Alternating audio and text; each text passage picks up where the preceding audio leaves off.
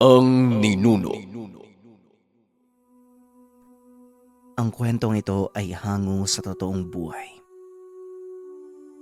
Mula ito sa isa nating kabayan na itago na lang natin sa pangalang Esmer. Walang eksaktong taon, probinsya ng Masbate.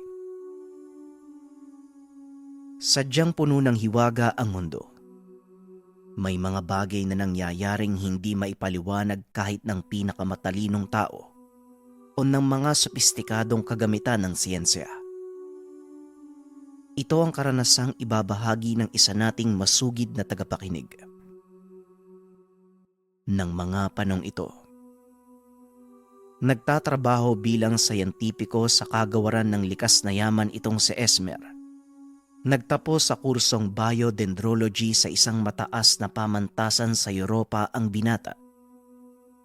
Nagpa siyang umuwi ng bansa upang dito ay pagpatuloy ang napiling propesyon. Para kay Esmer, lahat ng pangyayari ay may kaukulang paliwanag. Ito ang naging paniniwala ng binata hanggang sa tuluyan itong magbago dahil sa isang kaganapan. Minsang nadestino sa bayan ng Masbate upang imbestigahan ang malawakang pagkamatay ng mga netibong puno sa lugar. At dahil ito ang pangunahing saklaw ng kanyang bukasyon, hindi nagdalawang isip ang binatang puntahan ng lugar. Mabuti naman at hindi mo tinagyan ang alok ng gobyerno, Doc Esmeralda. Sa totoo lang kasi, maraming ayaw sa lugar na yon. Bukod sa liblib na lugar, marami din daw na naninirahang rebelde. Wika ng boss ni Esmer. Kinausap nito ang binata bago pa man tumuloy. Alam ko naman po yun, sir, pero hindi naman po ako natatakot. Wala naman akong gagawing masama sa lugar. Mananaliksik lang ako. Kailangan ng kasagutan ng pamahalaan tungkol sa nangyayari dun eh. Kaya ito po ako. Huwag kayong mag-alala. Makakauwi ako ng maayos. Makakauwi ako ng buo. Pabirong tugon ni Esmer. Kinabukasan ay lumipad na ito sakay ng eroplano ng militar. Pansamantala siyang nanirahan sa isang baryo malapit sa mismong lokasyon. Paglapag sa probinsya, kagad siyang sinamahan ng mga sundalo papunta sa baryo upang katagpuin ang pinuno nito. Maligayang pagdating sa aming munting baryo, Doc Esmer. Naikwento sa akin ng alkalde ang pagdating mo. Kaya pinahanda ko na din ang kubong patutuloyan mo pansamantala. Halika, ilagay mo muna ang mga gamit mo doon at kakain tayo ng tanghalian. Wika ng matandang pinuno na itago na lang natin sa pangalang Tatang Munding. Matapos ilapag ang mga gamit, kaagad nagpunta ang binata sa sinasabing bahay ng matanda. Pagkarating doon, tumambad sa kanya ang napakaraming pagkain. Aba, parang may fiesta. Para kanino naman po yung mga pagkain na yan? Bakit parang sobrang dami? Tanong ni Esmer. Para sa inyo yan, Doc.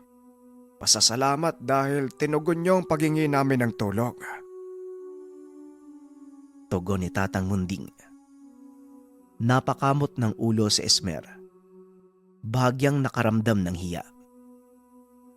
Naku Manong, huwag niyo na pong alalahanin yun. Ginagawa ko lang naman po yung trabaho ko. At isa pa, bakit hindi natin pagsaluan yung pagkain? Napakadami nito. Tawagin niyo na po yung iba. Tugon ni Esmer.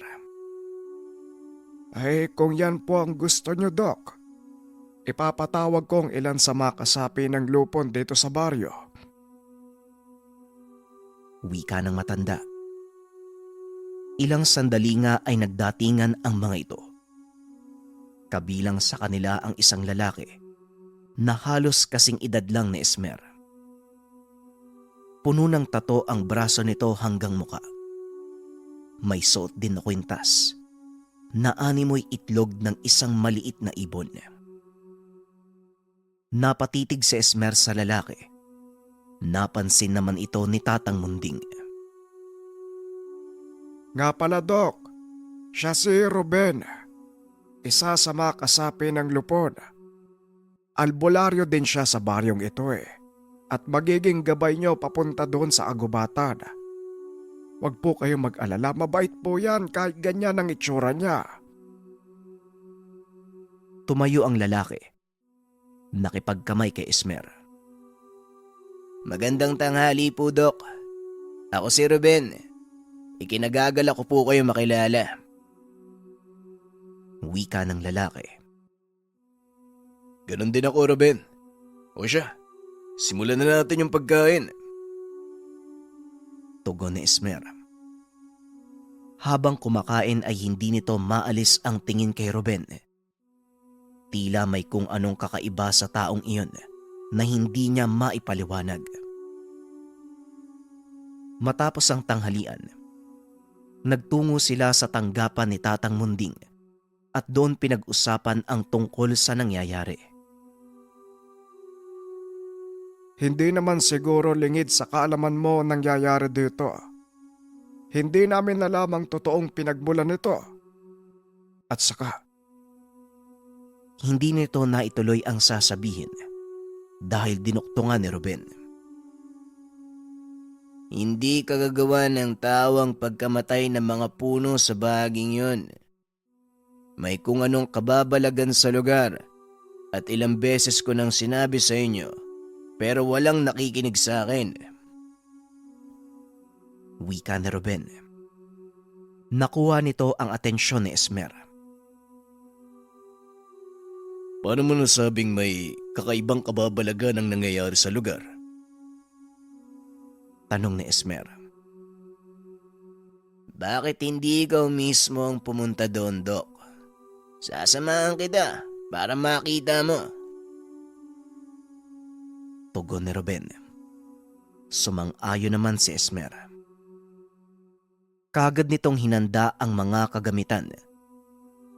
Kinabukasan maagang nagising si Esmer. Paglabas nito sa kubo, nakita nitong nag-aantay si Ruben. Magandang umaga, Dok. Handa na po ba kayo? Oo, Ruben, handa na ako. Mabuti maaga kang dumating, ha? Nakahanda na mga gamit ko. Alis na ba tayo? Oo, Dok. Pero kailangan mo munang pakinggan ang mga sasabihin ko. Pag-uusap ng dalawa.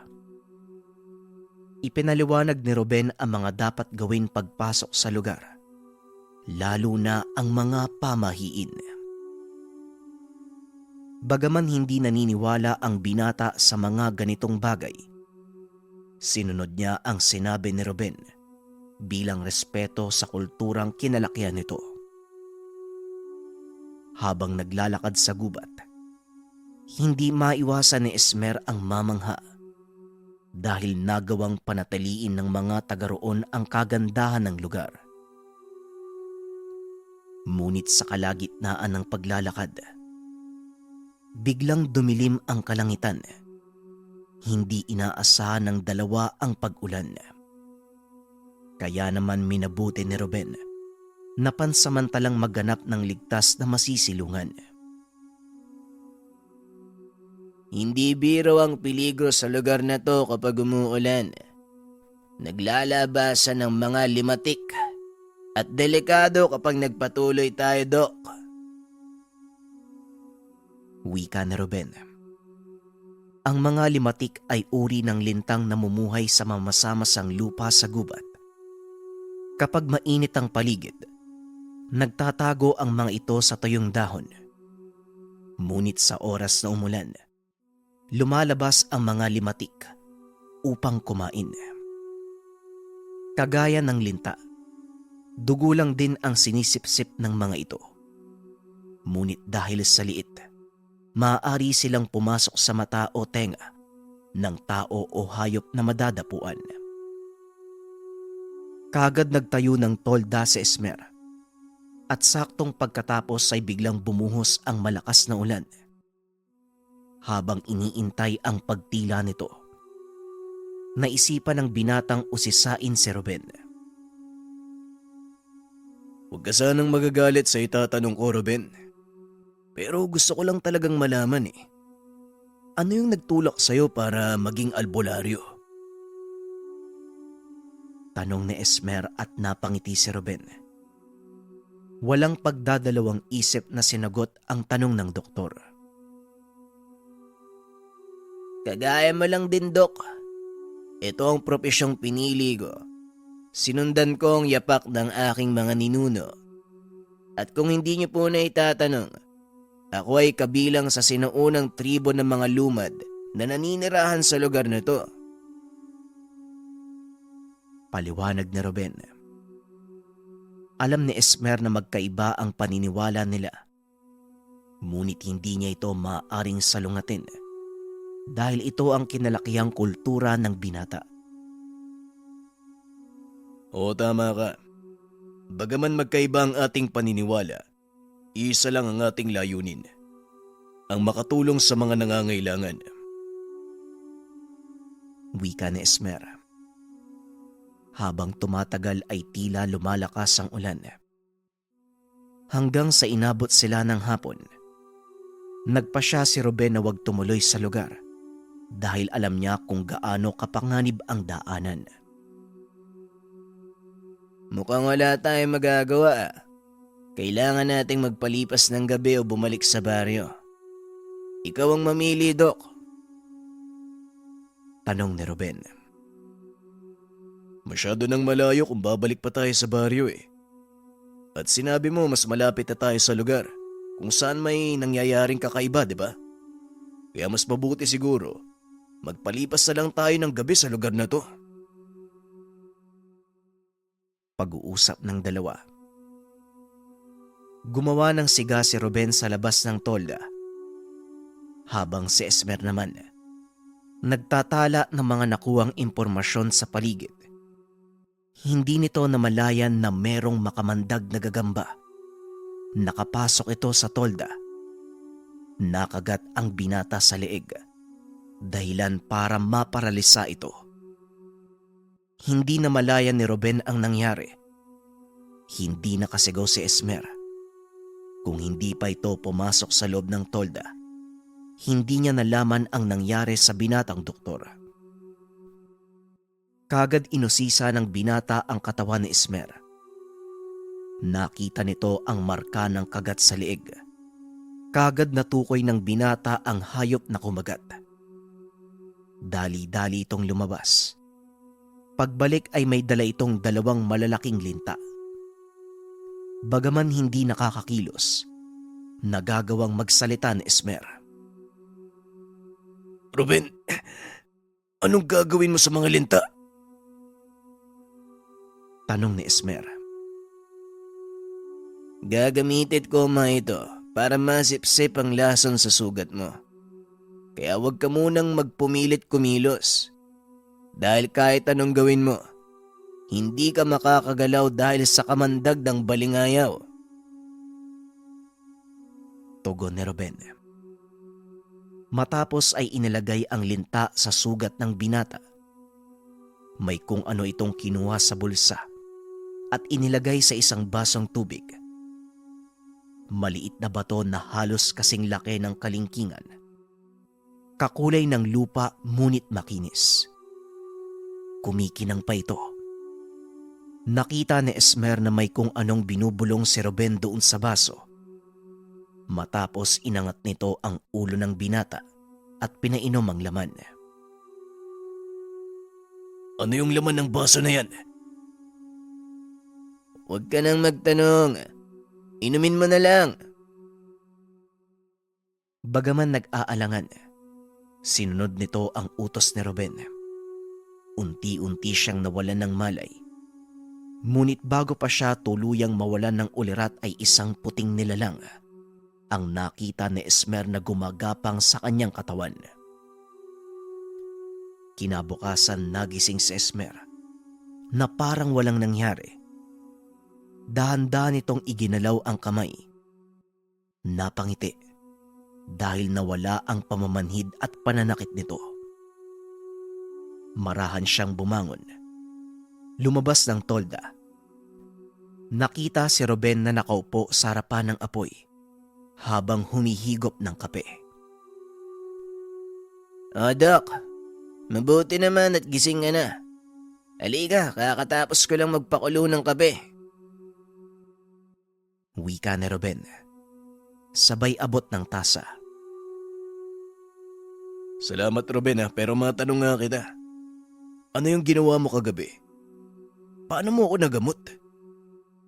Alam ko naparalisa yung katawan ko At hindi basta-bastang magagamot ng tubig at linta lang ang ganong uri ng kalagayan. Tanong ni Esmer. Ito ang kakayahang minana ko sa aking mga ninuno. Ang kakayahang gamitin ng kapangyarihan ng kalikasan upang makatulong sa iba. Tugon ni Ruben. Hindi lubusang maunawaan ni Esmer ang sinasabi ni Ruben. Dahil maging siya, hindi maipaliwanag ang nangyari. Yung tubig na pinainom mo sa akin. Nakita ko may nilagay ka Ano yun? Napangiti si Ruben. Inilabas ang maliit na sisidlan mula sa kanyang bulsa. Ito ba ang tinutukoy mo? Ang tawag dito ay mutya ng bahay ng langgam o mutya ng langgam. Nakikita lang ito sa malalaking bahay ng antik. May kakayahan itong makagamot ng kahit anong karamdaman. Isa din ito sa mga minana ko sa aking ama. Tugon ni Ruben. Inabot niya ang mutya kay Esmer. Manghang-mangha ang binata sa ganda nito. Ngunit para sa kanya, isang mamahaling bato lang ang hawak. Nang matapos silang magkape, kagad na inayos ng dalawa ang tolda at nagpatuloy sa paglalakbay papunta sa sinasabing lugar ni Ruben. Ilang sandali pa, natanaw na nila ang nasirang kagubatan mula sa daan. Nasa pinakababa ito ng kabundukan. Kailangan nating bumaba ng bangin, Doc. Medyo madulas ang daan kaya sundan mo ang dadaanan ko. Wika ni Ruben. Huwag kang mag-alala, Ruben. Mas malala pa ang mga binabaan kong bangin kaysa dito. Halika na. Tugon ni Esmer. Medyo matarik ang bangin. Ngunit wala itong kahirap-hirap na binagtas ng dalawa. Humanga naman ng husto si Ruben sa abilidad ni Esmer na bumaba ng kabundukan. Ilang sandali pa ay narating na ng mga ito ang bukana ng nasirang gubat. Dito nagsimula ang lahat, Doc. Ayon sa mga nakita, may mga pumasok na taga-syudad sa lugar na to at nagsimulang magukay banda doon. Wika ni Ruben sabay turo sa isang butas. Nilapitan ito ng binata at sinimulang siyasatin. Wala namang kakaiba sa butas. Ngunit nang sabuyan ito ng asin ni Ruben, biglang nag-iba ang paligid. Napatras ang binata dahil sa gulat. Hindi ito makapaniwalang biglang lumitaw ang mga bangkay ng kalalakihan sa kanilang harapan. Anong nangyari, Ruben? At saan galing ang mga bangkay na to? Tanong ni Esmer. Sila ang mga taga-syudad na sinasabi ko, Doc. Sila ang may gawa ng lahat ng ito. At hindi lang sila ang nandito. May ilan pang nasa loob ng gubat. Tugon ni Ruben. Kinumpas nito ang kamay. Isang puting nilalang ang lumabas mula sa likod ng albularyo. Hawig ito ng aso, ngunit may dalawang buntot. Kulay pula ang mga mata at may makapal na balahibo. Ang nilalang na ito ay gabay ng mutya ng bahay ng mga langgam. Nakakatawa mang isipin, pero nagpakita ang nilalang na yan nung makuha kong mutya mula sa aking ama. Ang tawag sa kanila ay kutok. Pagpapaliwanag ng binata, naalala ni Esmer ang nakita ng mga panahong nawalan siya ng malay. Ano naman ang magagawa ng nilalang na yan, Ruben? Tanong ni Esmer. Kaya nitong hanapin ang ilan pa sa mga kasama ng mga ito. Malakas ang pang-amoy ng mga kutok, kaya magagawa niyang matunton ang kinaroroonan ng mga taga-syudad sa loob ng mahigit 100 kilometro. Tugon ni Ruben. Hindi rin makapaniwala si Esmer sa mga nangyayari. Ngunit nasasaksihan niya ito. Kaya kahit papano, nawawala ang pagdududa ng binata. Matapos amuyin ng mga bangkay, mabilis na tumakbo ang kutok papasok ng kagubatan. Nag-iwan ito ng mga bakas na pwedeng sundan ng dalawa. Ilang sandali pa ay tumambad sa kanila ang 4 na kalalakihan na patuloy sa paghukay. Nanlaki mga mata ng dalawa dahil ang hinuhukay nila isang sinaunang lipingan. Tatayo sana si Esmer nang bigla siyang pigilan ni Ruben. Sandali lang, Dok. Hindi ba gusto mong makita ang magagawa ng kutok? Manood ka. Wika ni Ruben. Muling naupo si Esmer sa tabi nito. Inabangan ang susunod na mangyayari. Ilang sandali pa nagpakita na ang kutok. Tila hindi ito napapansin ng mga kalalakian. Patuloy pa din ang pagbubungkal ng mga ito sa lumang lipingan. Naglakad paikot ang nilalang sa kinaroroonan ng mga lalaki. Unti-unting nabalot ng puting usok ang paligid. Biglang nahinto sa ginagawa ang mga ito. Inikot ang tingin sa paligid. Ilang sandali pa ay tuluyang kumapal ang usok. Hindi na makita ng dalawa ang nangyayari sa loob. Ngunit narinig na lang nila ang malalakas na sigawan. Ruben, anong nangyayari sa kanila? Tanong ni Esmer. Pinaglalaroan sila ng kanilang paningin. Ang usok na nalikha ng kutok ay nagbibigay ng mga guni-guni sa sino mang makakalanghap nito o mapapaloob dito. Kaya kung ayaw mo mapahamak, diyan ka lang. Tugon ni Ruben. Ilang sandali pa ay tumigil na ang sigawan. Unti-unti na ding bumaba ang usok. Nakita ng dalawa ang 4 na kalalakihang walang malay. Ang dahilan ng pagkasira ng kagubatang ito ay ang pagkagambala ng mga namamaing akong ninuno. Sila ang nagbabantay sa lugar na ito, Dok. Alam kong imposible kung titignan sa pananaw ng siyensya. Ngunit tatanungin kita, bilang siyentipiko, may nakuha ka bang patunay na makapagpapaliwanag ng kaganapang ito? Wika ni Ruben. Hindi makapagsalita ang binatang doktor dahil maging siya hindi naniniwala sa bukasyong tinahak. At ang mas lalo pang nagpamangha sa kanya nang ilapat ni Ruben ang hawak na mutya sa mga libingan. Magpahinga na kayo, mga mahal kong ninuno. Wala nang manggagambala sa inyong pagkaimbing. Wika ng binata habang nakaluhod sa mga sinaunang puntod.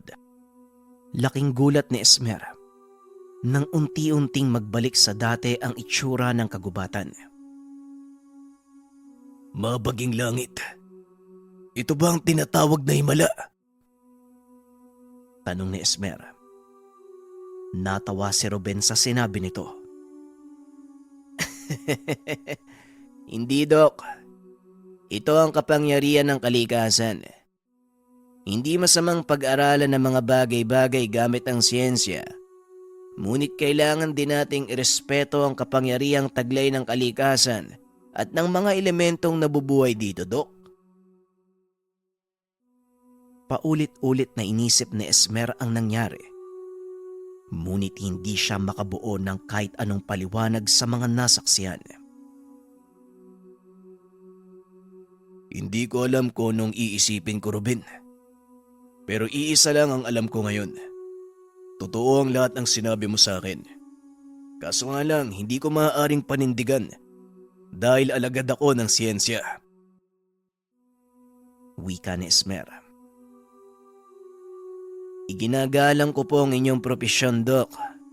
At alam kong mahirap ipaliwanag ang lahat.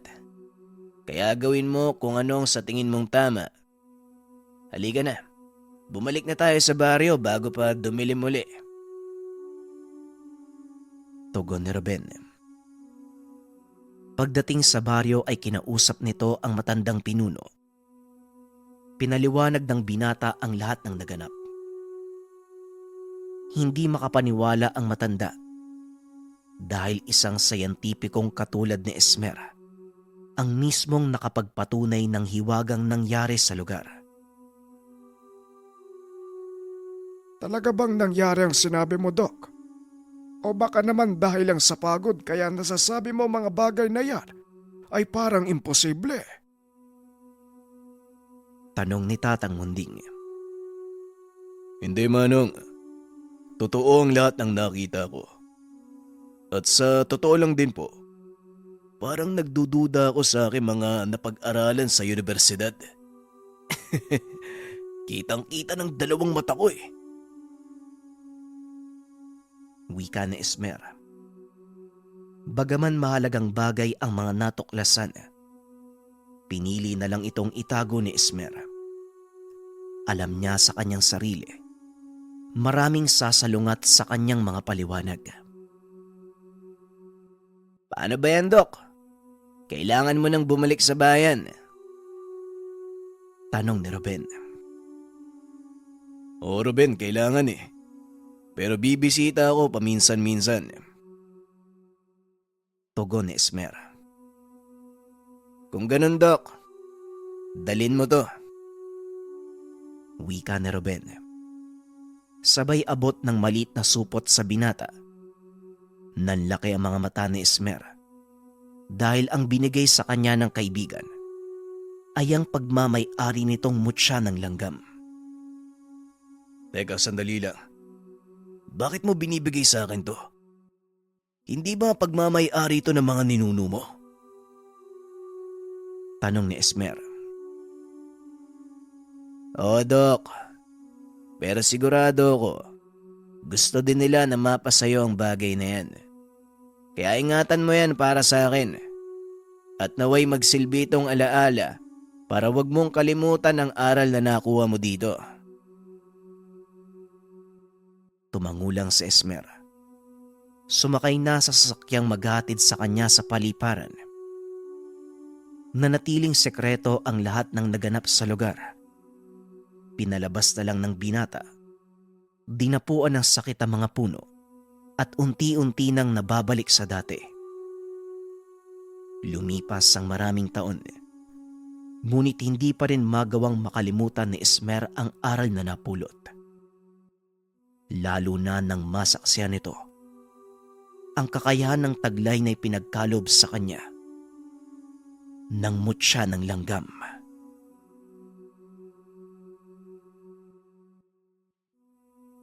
Ang kwentong ito ay hango sa totoong buhay. Mula ito sa isa nating kabayan na itago na lang natin sa pangalang Emil. Taong 1992, probinsya ng Luzon.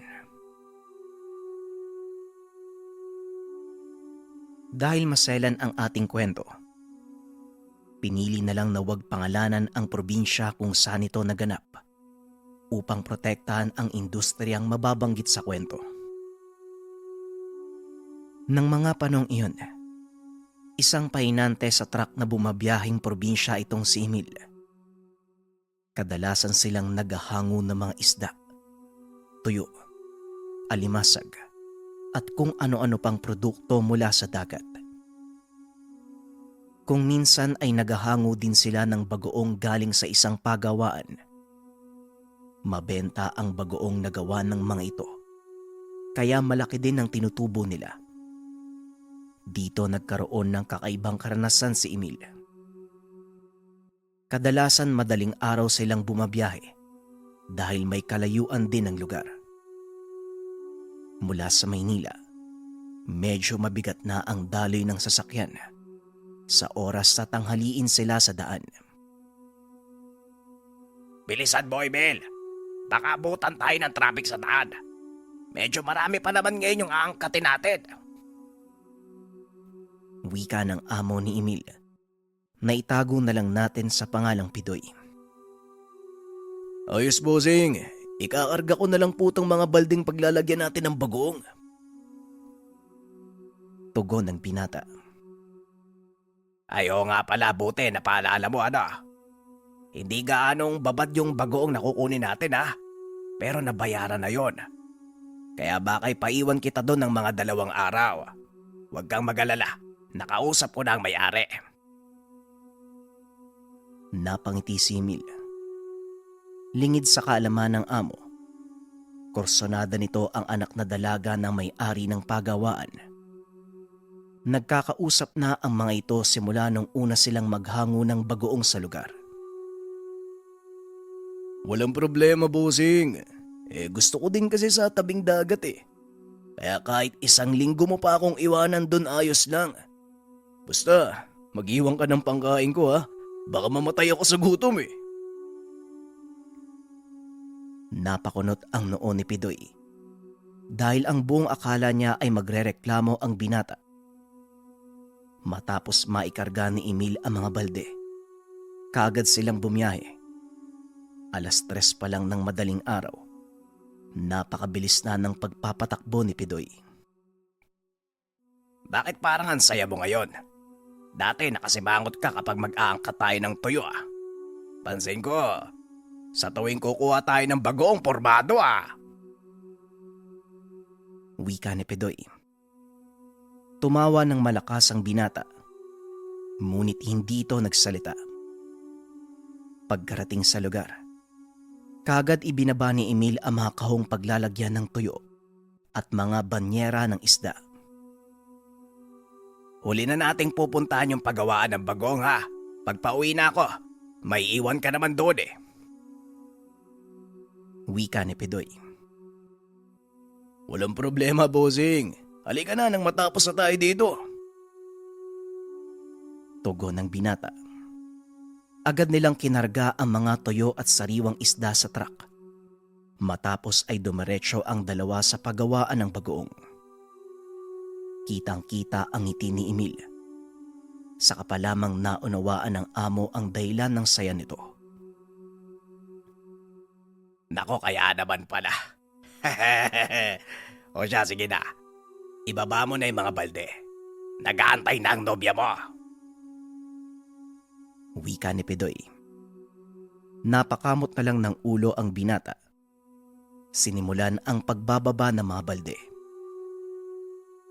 O Pidoy! Ang tagal niyong nakabalik Ano? Ubus na yung hinango niyo nung nakaraan? Wika ng may-ari na itago na lang natin sa pangalang Mang Nelson. May 1 balde pa naman doon, Manong. Pero napakabenta kasi ng bagoong nyo Hindi ko alam kung bakit Pero kahit ako nasasarapan. Ano bang sekreto nyo? Wika ni Pidoy. Inakbayan ito ng matanda at binulungan. Kapag sinabi ko sa'yo, hindi ka na makakauwi sa inyo. Biro lang, wala namang mabigat na sikreto Kailangan lang malinis ang pagkakagawa at tamang timpla lang. Tugon ni Mang Nelson. Medyo kinakabahan si Pidoy sa sinabi nito dahil napakalaking tao ni Mang Nelson at kung hindi mo to kilala ay matatakot ka talaga. Grabe ka ha? Kamunti ka na akong atakin sa puso, Manong. Pero sige, hindi na kita tatanungin. Kaya pala, kilala mo naman si Emil, di ba? Siya na lang ang maiiwan dito para bantayan yung mga bagoong na order namin. Wika ni Pidoy. O sige, ipapasalin ko na sa balde nyo para doon mababad ng husto. Tamang-tama yan pagbalik mo. Mabangong mabango yan. Tugon ni Mang Nelson. Matapos ay kagad nang umalis si Pidoy. Nakatayo lang sa sulok si Emil habang pinagmamasdang isalin ang kanilang bagoong. Nang mapansin niya ang tila kakaibang bagay na nakalahok dito. Teka, sandali lang. Parang daliri ng tao yun ah. Wika ng binata. Narinig ito ni Mang Nelson at natawa. Uy, ikaw talagang bata ka. Pinaglalaruan ka ng mga mata mo. Gutom lang yan. Halika na, kumain ka. Matapos ng tanghalian ay nag-ikot ang binata sa pagawaan. Nakita nito ang buong proseso ng paggawa ng bagoong. Mula sa pagpili ng mga isda hanggang sa paglalagay ng asin. Matapos ay pinapasok ito sa lugar kung saan tinitimpla. Akmang papasok sana si Emil sa lugar. Ngunit bigla siyang tinawag ni Mang Nelson. Hoy bata, hindi mo gugustuhin pumasok dyan. Lalo't hindi sanay ang sikmura mo sa mabahong amoy. Ang mabuti pa, samahan mo na lang yung anak ko mamasyal sa dalampasigan. Wika ni Mang Nelson. Naglakad si Emil papunta sa kinaroroonan ng dalaga. Kaso nga lang habang papunta ito, napansin niya ang kakaibang kulay ng likidong tumatagas mula sa loob ng pinag-iimbakan ng bagoong. Yana, hindi ba dugo yung tumatagas mula sa loob ng imbakan? Tanong ni Emil. Ano?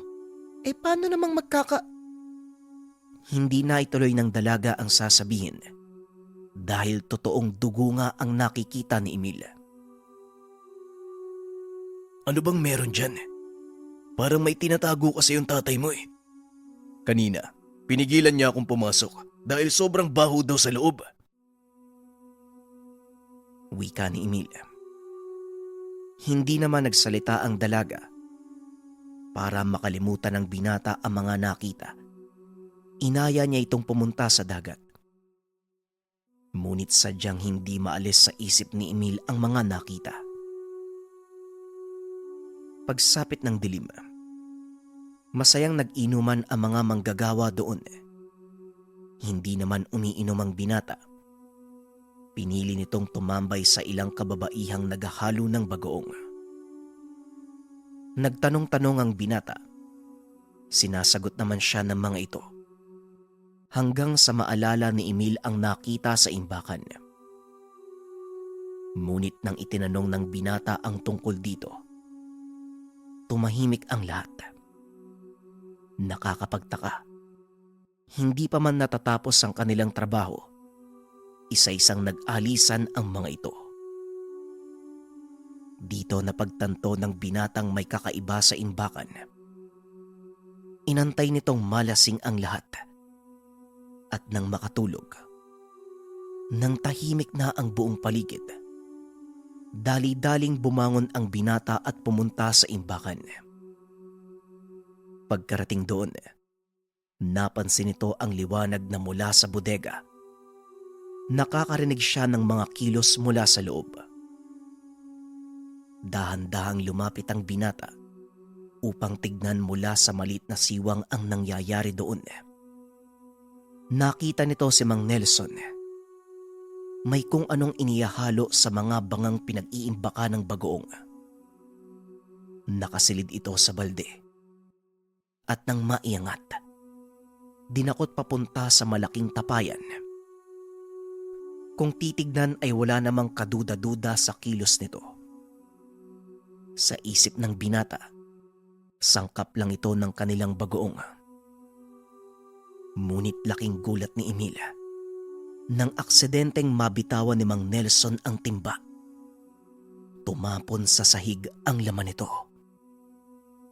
Nanlaki ang mga mata ng binata. Nagkalat ang utak ng tao sa sahig.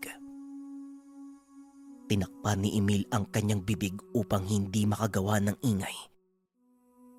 Marahan itong umatras. Sa kasamaang palad nakaapak ito ng sanga, dahilan para marinig ni Mang Nelson. Dali-daling nagkubli ang binata sa nakatumpok na sako ng asin sa gilid ng bodega. Tinakpan ang sarili ng trapal. Saktong paglabas ng matanda, dumaan naman ang 2 tauhan nitong susuray-suray sa kalasingan. Ay nako, kayo lang pala. Akala ko kung sino na eh. Magsuwi na nga kayo at magpahinga. Wika ni Mang Nelson. Nakahinga ng maluwag si Emil dahil hindi siya napansin ni Mang Nelson. Inantay niya itong umalis bago bumalik sa kwarto na tinutulugan. Patuloy na inisip ng binata ang nakita sa loob ng imbakan. Hindi nito mawari kung namamalikmata lang ba o talagang utak ang nakitang laman ng balding daladala ni Mang Nelson. Kinabukasan, maagang nagising ang binata dahil sa ingay ng mga trabahador na naghahalo ng bagoong. Paglabas ng binata, nakasalubong nito si Mang Nelson. Magandang umaga po, Manong. Wika ni Emil.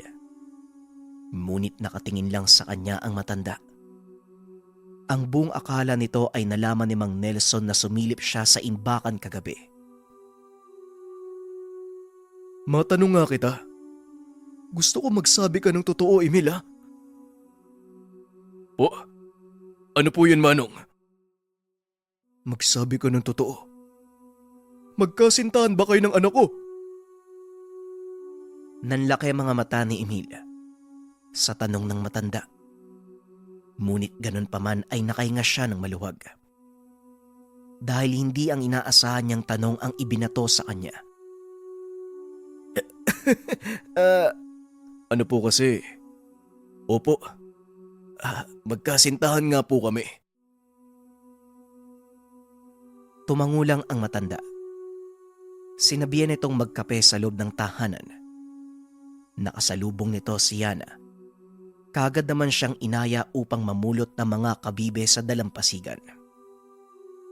Sa isip ni Emil, ito na ang pagkakataon upang masabi sa dalaga ang nakita sa loob ng imbakan. Ngunit bago pa man ito makapagsalita, nakita ng dalawa ang tumpok ng mga tao. Dali-dali silang lumapit. Nakita ang nilalangaw na mga bangkay ng tao. Wasak ang ulo nito. Tila kinalkal ang utak. Halos masuka si Emil sa nakita. Kaya kagad nitong inaya ang dalagang lumayo sa lugar. Ano kayang nangyari sa mga yun? Halika, sabihin natin kay tatay. Magsasalita pa sana si Emil. Ngunit nagdalawang isip ang binata dahil baka sabihin ng kasintahan na sinisiraan nito ang ama. Hindi mapakali ang binata. Unti-unti nitong natatahi ang mga pangyayari. Ngunit ganun pa man, hindi sapat ang mga ito para mapatunayan ang hinala. Kinagabihan kagaya ng nakagawian. Nag-inuman ang mga tauhan ni Mang Nelson. Medyo malapit na din si Emil sa kanila. Kaya kahit hindi umiinom ay nakiupo ito at nakipagkwentuhan. Napag-usapan ng mga ito ang nakitang bangkay sa dalampasigan. Sino kaya yung pumatay sa mga taong yon? At saka, bakit kinuha yung utak nila? Tanong ng isa sa mga tauhan ni Mang Nelson. Hindi ko din alam eh. Ang nakakapagtaka, ang sabi ng pulis may 2 maliit na sugat sa leeg. Yung 5 bangkay parang kinagatang kung anong hayop. Wika ng isa pa. Hanggang sa nagsalita si Mang Lindo, ang pinakamatanda sa kanilang lahat. Sa obserbasyon ko, Sigbin ang may gawa ng pagkamatay nila. Biglang nagtawanan ang mga kalalakian dahil alam nilang walang sigbin na nabubuhay malapit sa dagat. Ayan ka na naman, Mang Lindo eh. Sinabi ko na sa'yong hindi totoo ang Sigbin. At kung meron man, hindi sila nabubuhay sa tabing dagat. Tugon ni Oscar. Biglang naging sentro ng usapan si Mang Lindo hanggang sa tuluyang napikon ang matanda at nagpa siyang umuwi. Kinabukasan pagkagising ni Emil, muli na namang nagkakagulo sa dalampasigan. Kagaya nung isang araw, 5 katao ang natagpo ang patay. Parang sunod-sunod na yung pagkamatay ng tao dito Hindi to normal. Wika ni Yana. Oo nga eh. Ang nakakapagtaka pa, 5 tao ang namamatay kada araw. Tugon ng binata. Lingid sa kaalaman ng 2 nasa likod si Mang Lindo. Sinasabi ko na nga ba? Sigbin ang may gawa nito. Ayaw niyong maniwala. Pustahan tayo. Lilipas ang isang araw. Magsisimula na namang pumatay ang nilalang. Magpapahinga ito at hindi kakain sa loob ng isang araw. Wika ng matanda. Dali-dali itong umalis at kagad sinundan ni Emil. Manong, sandali lang po. May itatanong po ko sa inyo. Tungkol po sa sigbin na sinasabi niyo. Huminto ang matanda at nilingon si Emil. Akala ko ba hindi kayo naniniwala sa sinasabi ko? Kaya sa palagay ko, masasayang lang ang oras ko sa pakikipag-usap at pagpapaliwanag. Wika ni Mang Lindo. Hindi, Manong, ang totoo. May hinala ako kung sinong may gawa nito eh. Natatahi ko na ang mga pangyayari. Wika ni Emil. Kung ganon, halika. Doon tayo mag-usap sa bahay. Muling wika ni Mang Lindo. Kagad silang pumunta sa tahanan ni Mang Lindo. Napag-alaman ni Emil na isa palang albularyo ang matanda. Matagal na akong huminto sa panggagamot. Ngunit naroon pa rin ang kaalaman ko at kakayahan. Kaya maupo ka. Pag-usapan natin ang nangyayari. Naupo si Emil sa mesa. Sinimula ng kwento. Nung kakarating ko lang po, nakita ko may tumatagas na dugo mula doon sa imbakan ng bagong. Tapos nung sinubukan kong puntahan, hinarang ako eh. Yung may-ari, tinanong ko din yung iba pang trabador, kaso ayaw nila magsalita. Wika ni Emil. Sinasabi ko na nga ba? Napapansin ko din yon. Alam mo ba kung ano ang totoong dahilan kung bakit ako nagtrabaho sa kanya? Wika ng matanda. Hindi po, Manong. Bakit po ba? Mukhang mas malaki pa tong bahay nyo kaysa sa kanya eh. Tugon ni Emil. Dahil kung titignan, mahahalatang nakakangat sa buhay ang matanda. Kagaya ng sinabi ko, hindi dahil sa pera ang pagtatrabaho ko kay Nelson. Gusto kong malapit sa kanya at ibinunyag ang tinatagong lihim ng matandang yon. Wika ng matanda. Dito mas lalong tumibay ang hinala ni Emil. Nung isang gabi, Nakita ko siya naghahalo ng mga sangkap ng bagoong. Aksidenteng natumba yung balde. Nakita ko yung utak ng tao. Yun po yung laman. Tumawa si Mang Lindo at tumugon.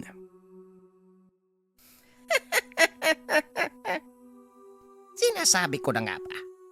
Tama ang hinala ko sa matandang yon.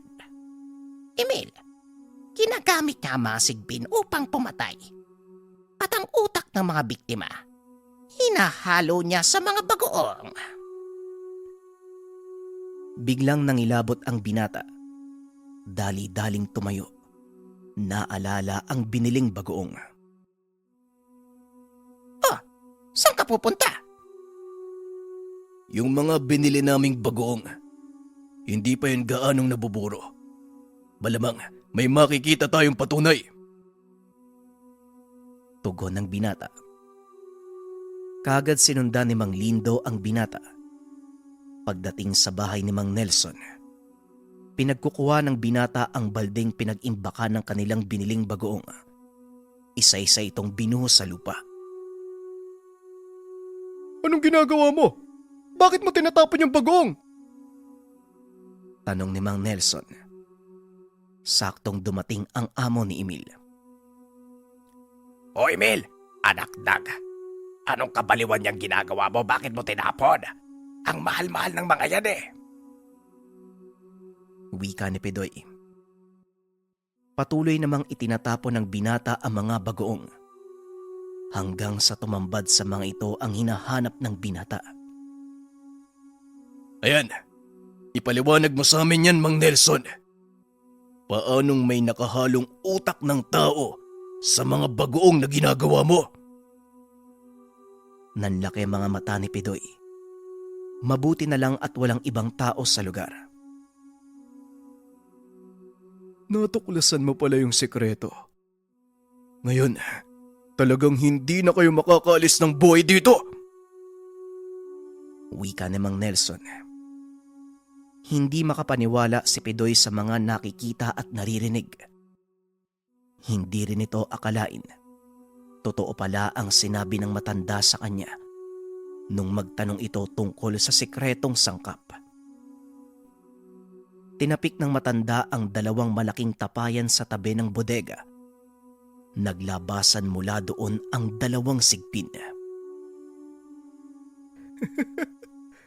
Mukhang hindi na ako mahihirapang maghanap ng bibiktimahin. Wika ni Mang Oscar.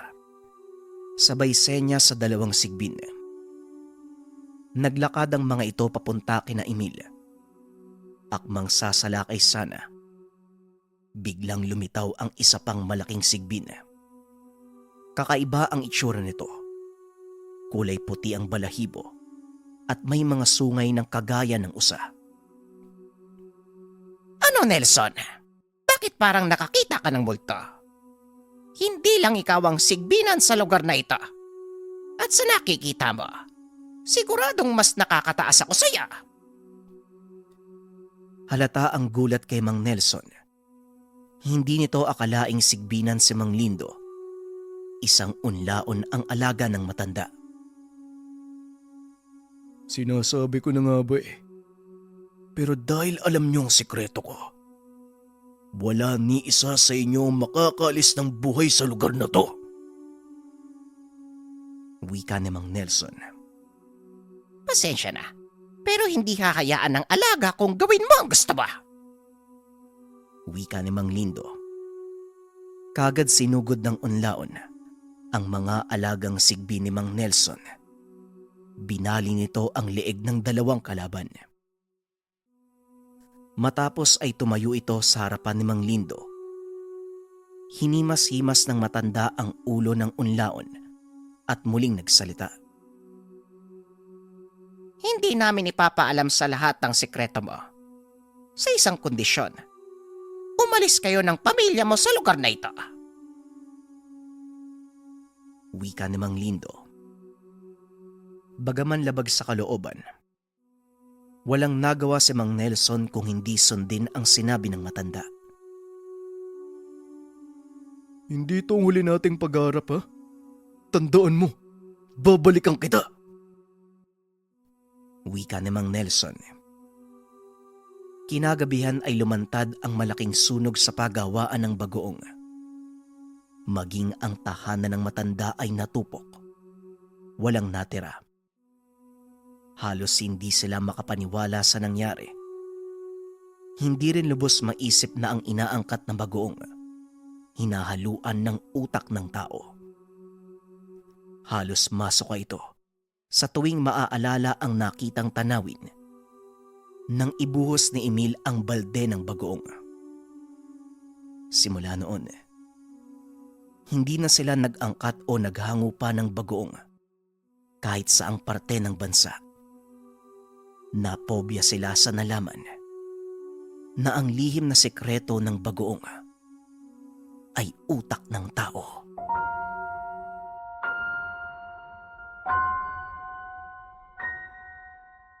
At dahil tungkol sa kalikasan ng kwento natin ngayon, tanga na mula sa kalikasan, pakita ko lang din mga kabayan yung ating tubig ng Banahaw necklace. Ang laman nito, tubig na mula pa sa Mount Banahaw. Alam naman natin kung gaano nagmimilagro yung tubig ng Banahaw Waterfalls. Ito yung laman. Anong bisa nito? Binibigyan tayo ng cleansing ang ating katawan at espiritu at nilalayo tayo nito mga kabayan sa panganib at problema. Ang sign na naging epekto sa atin ng necklace, yung tubig nito sa loob nagiging itim or unti-unti siyang nauubos. Kaya naman meron tayong tubig ng Banahaw din na 100 ml. Kapag naubos to, ilalagay nyo lang yung tubig dito sa loob ng necklace natin. At syempre, wag na wag yung kakalimutan yung dasal na nakapaloob dito sa tubig ng Banahaw. May kasamang instructions kung paano to gagamitin mga kabayan. Kung interesado kayo, nasa comment section ang link ng store, i-visit nyo na lang. Ang ninuno.